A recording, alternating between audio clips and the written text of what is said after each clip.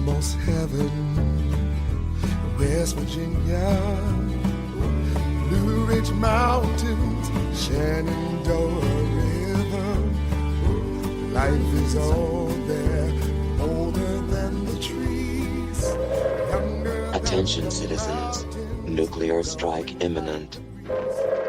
Please exit the area at your earliest convenience. Thank you for your cooperation.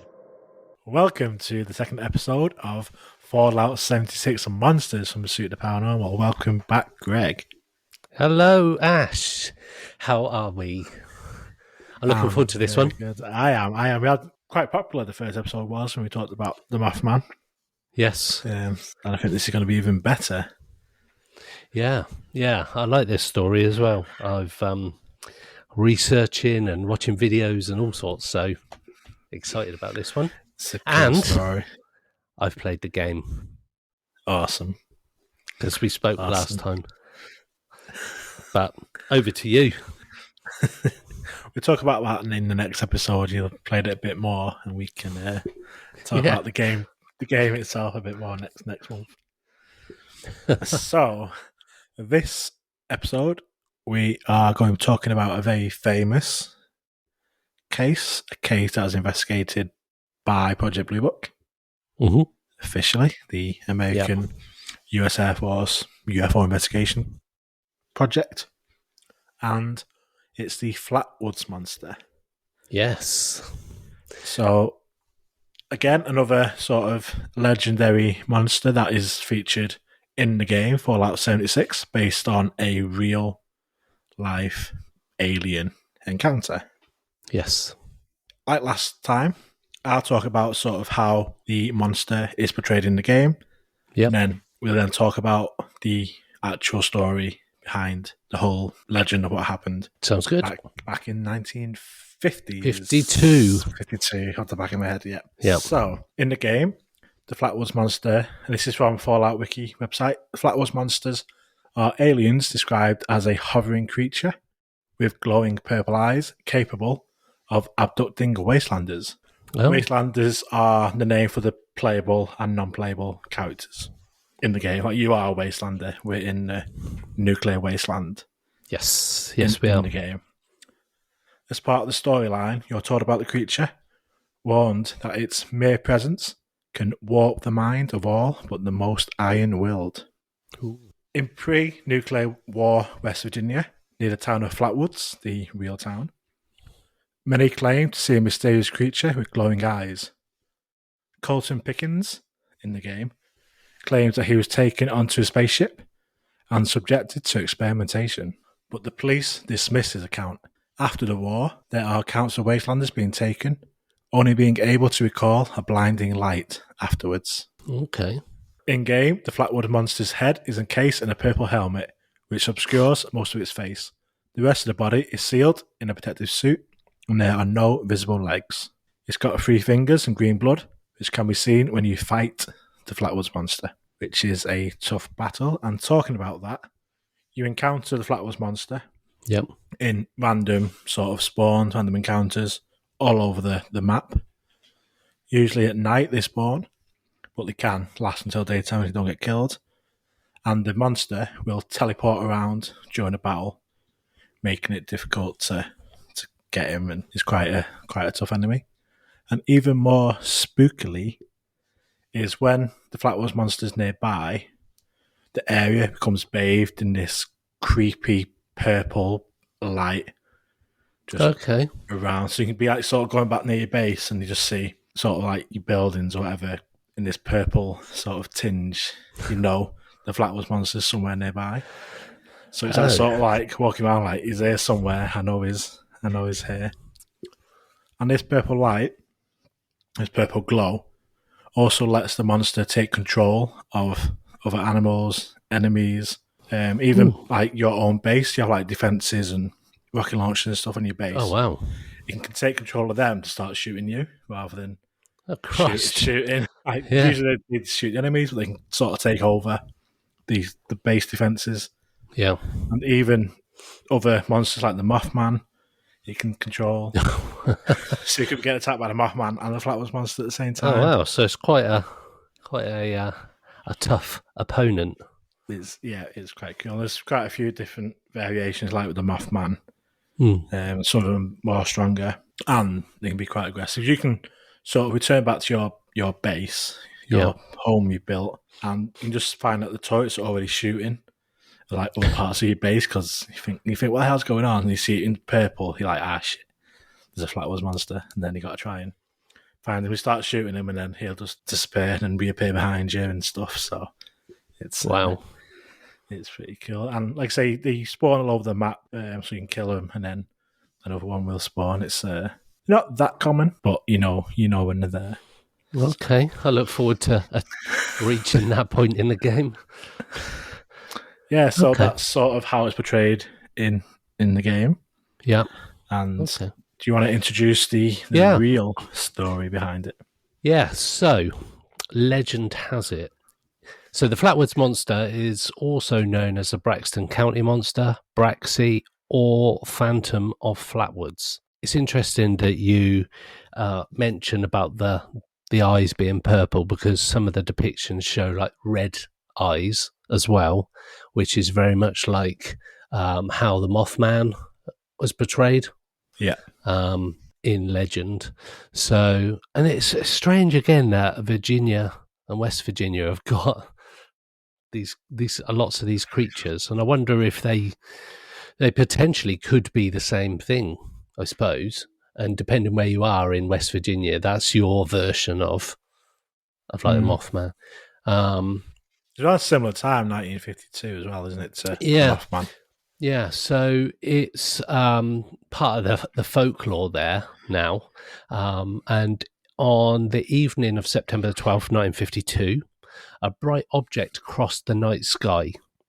So what happened was, there's a group of people, they spotted, so it was two brothers, Edward and Fred May, and their friend Tommy, said that they saw a bright object cross the sky and land on the property of a local farmer, G. Bailey Fisher. The boys went to the home of Kathleen May, where they told their story, and May, accompanied by the three boys, local children Neil Nunley and Ronnie Shaver, and a West Virginia National Guardsman. Ooh. Yes. So they went to a farm in an effort to locate what they thought might have been a meteor or crashed craft at that point. They reached the top of a hill where one of the boys then said he saw a pulsing red light. The guardsman then flashed his flashlight in the direction and momentarily saw a tall, man-like figure with a round red face surrounded by a pointed hood-like shape. Ooh, spooky. Spooky. So descriptions varied, but in an article for Fate magazine based on tape-recorded interviews, UFO writer Gray Barker described the figure as approximately 10 feet tall, so 3 meters. That's a big. That's tall. That's very tall. Yeah, that's sort of what you think. That's 1.5 times a tall human, at sort of 6 feet ish.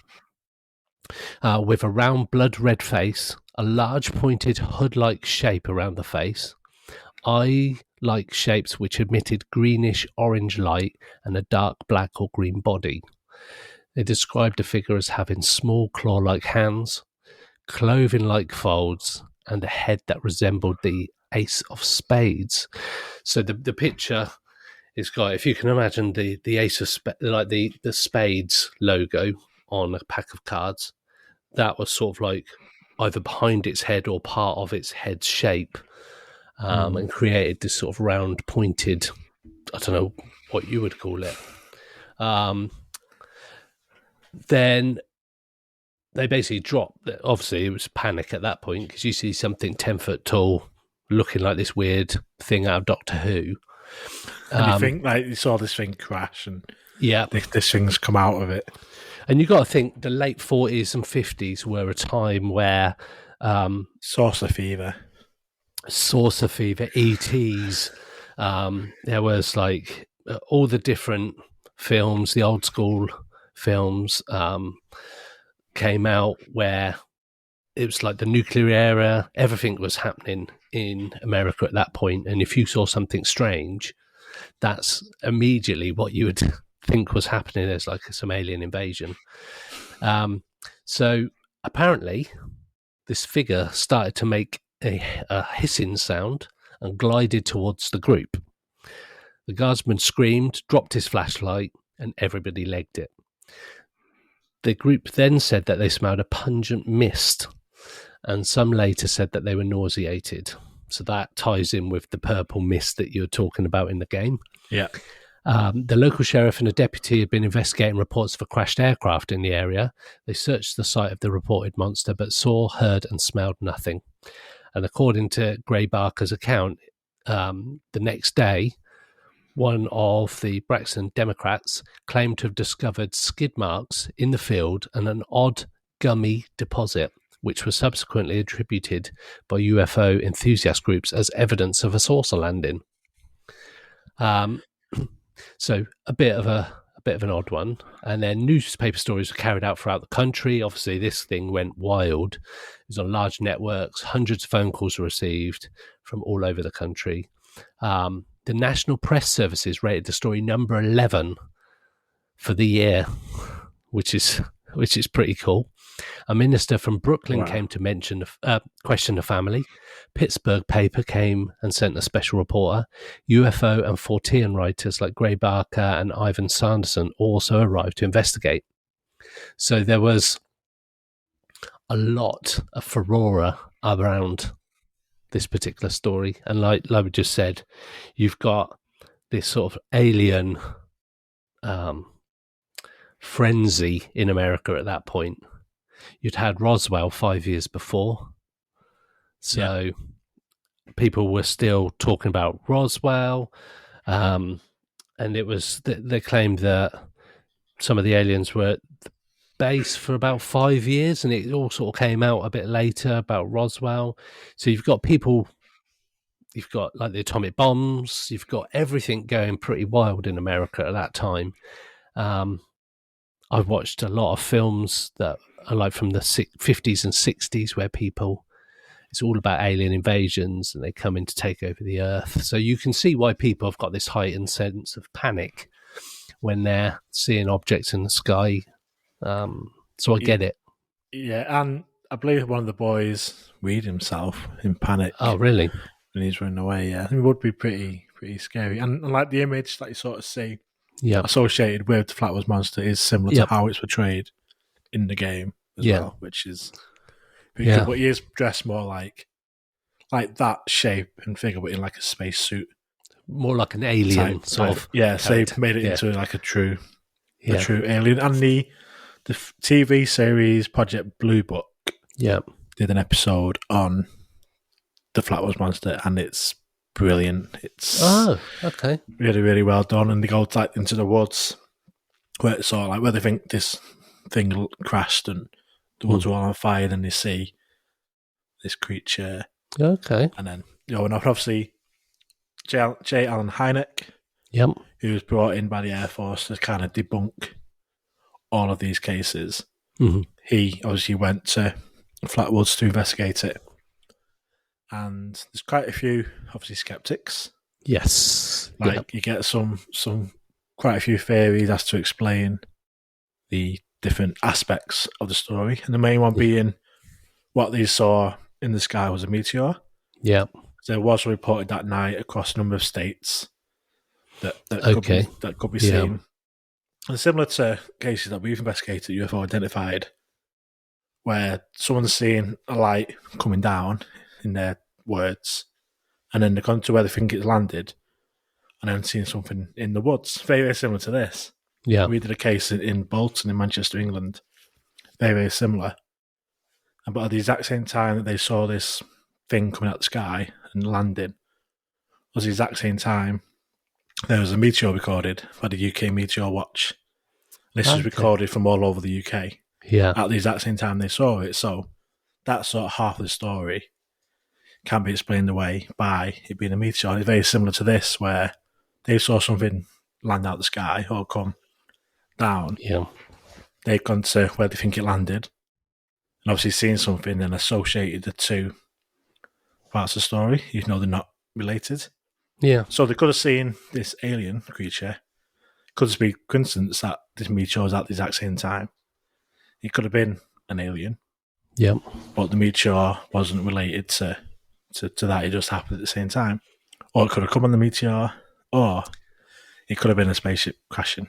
It could have been, yeah. It might just look like a meteor on the in the sky. Yeah. Yeah. I suppose all those theories. But it's interesting that the two separate incidents, if there were separate incidents, would coincide at exactly the same time. Yeah, it does happen. Yeah. Like with our one. She went to the woods where she thought the light came down and saw a glowing light in the woods at 1 o'clock in the morning. It's like a ball of light.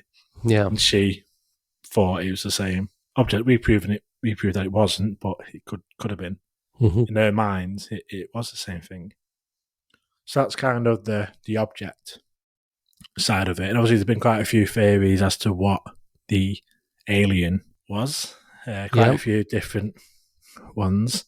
Yeah, the main one seems to be a large barn owl perched on a tree limb. And I saw a photo, unconnected, of a particular owl in America. And this thing was massive. This guy was sat next to it, and this thing's huge. Yeah. And they've got like eyes that light up they don't light up in the dark, obviously, but when there's like a flashlight, the reflection on the back of the retina, same with like dogs and people when you have your photo taken, old school cameras, we got the red eye. It's possible, I suppose. That was definitely one of the main sort of explanations about this barn owl. And that the foliage beneath the owl could have created the illusion of the lower portions of the creature, described by some as being a pleated green skirt.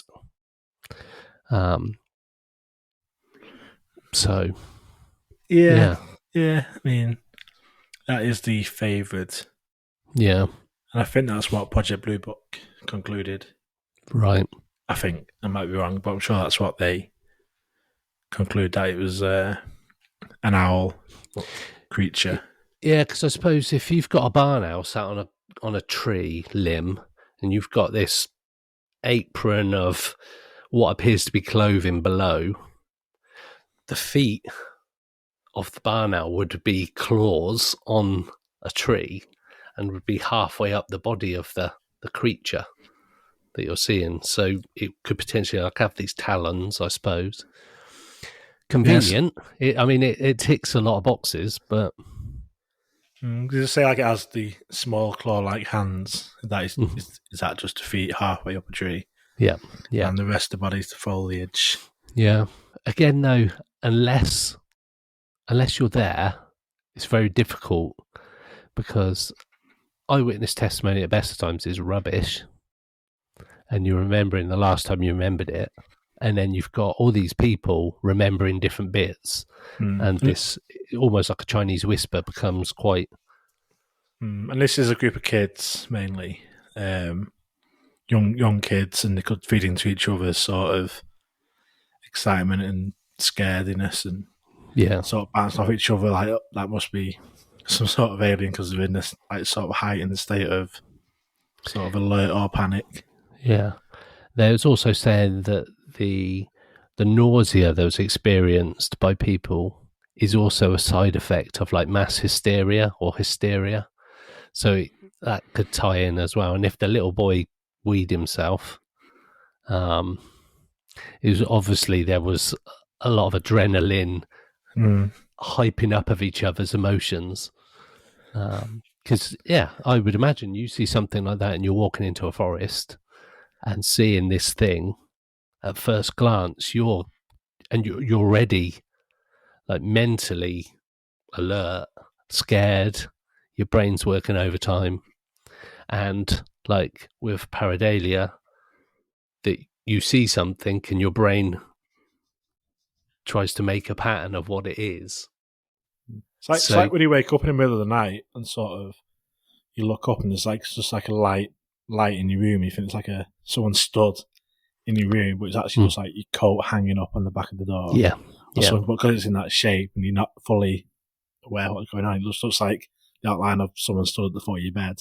You have that brief moment where you just absolutely shit yourself. Mm-hmm. You're like, fuck, and then you realise it's the coat hanging up or whatever on the door. Yeah, but that moment, just before you realise what it is, there is panic in you, isn't there? Yeah, I did it a few times. I've done it and thought I witnessed a UFO. I don't know if I've told you that story.